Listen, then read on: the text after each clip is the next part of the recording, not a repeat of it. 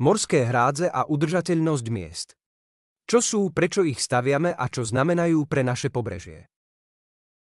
Morské hrádze sa stavajú tam, kde sa pevnina stretáva so silou, ako čiara nakreslená proti moru. Každá hrádza sľubuje ochranu. Napriek tomu každá hrádza mení pobrežie, ktoré bráni. V tomto videu skúmame skutočný príbeh týchto obrovských bariér, ich silu, cenu a limity. Morská hrádza je ťažká konštrukcia postavená rovnobežne z pobreží. Jej cieľ absorbovať, vychýliť alebo odolávať energii vln. Niektoré sú hladké zvislé dosky. Iné sa zakrivujú smerom von, aby odhodili vlny späť. Materiály siahajú od starovekého kameňa až po betón vystúžený oceľou. Všetky morské hrádze však robia viac než len bránia. Prerušujú prírodné procesy, presmerujú prúdy, pretvárajú pláže a menia ekosystémy.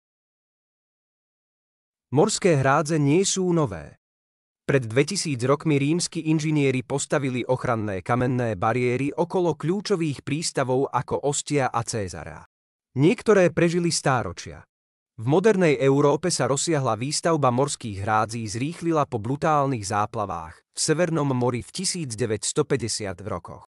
Dnes stojí stavba morskej hrádze od 1800 do 4500 eur za meter štvorcový. Za 30 rokov údržba pridáva ďalších 30 až 40%. Napriek tomu nie každá hrádza vyhrá svoj boj. Mnohé pláže sa v priebehu desaťročí zmenšia alebo úplne zmiznú. Morské hrádze sú účinné, kým sa podmienky nezmenia. Chránia kritickú infraštruktúru, ako sú prístavy, letiská a nábrežia, ale málo kedy zastavia eróziu navždy. Vány odrážajúce sa od stien môžu omývať morské dno a znižovať hladinu pláže.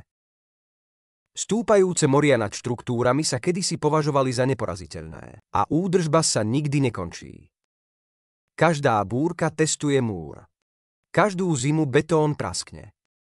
V Benátkach sa masívne mobilné bariéry postavené za 5 miliárd eur snažia zvládnuť stúpajúci príliv a odliv. A more stále stúpa.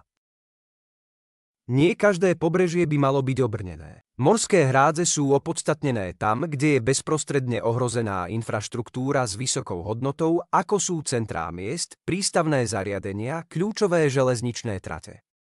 Inde môžu mäkšie, prispôsobivejšie riešenia, ako sú duny, mokrade alebo dokonca riadený ústup, ponúknuť lepšie dlhodobé výsledky. Inteligentné plánovanie prispôsobuje obranu miestu, nie naopak. Vyučovanie o morských hrádzach nie je len výučba o inžinierstve. Je to učenie o ťažkých rozhodnutiach. Kedy brániť, kedy sa prispôsobiť a kedy sa pohnúť. Každé pobrežie rozpráva príbeh. Každá obrana má svoju cenu.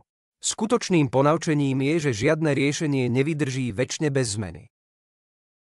Preskúmajte ekologickejšie modely a vzdelávacie zdroje na www.inokids.eu.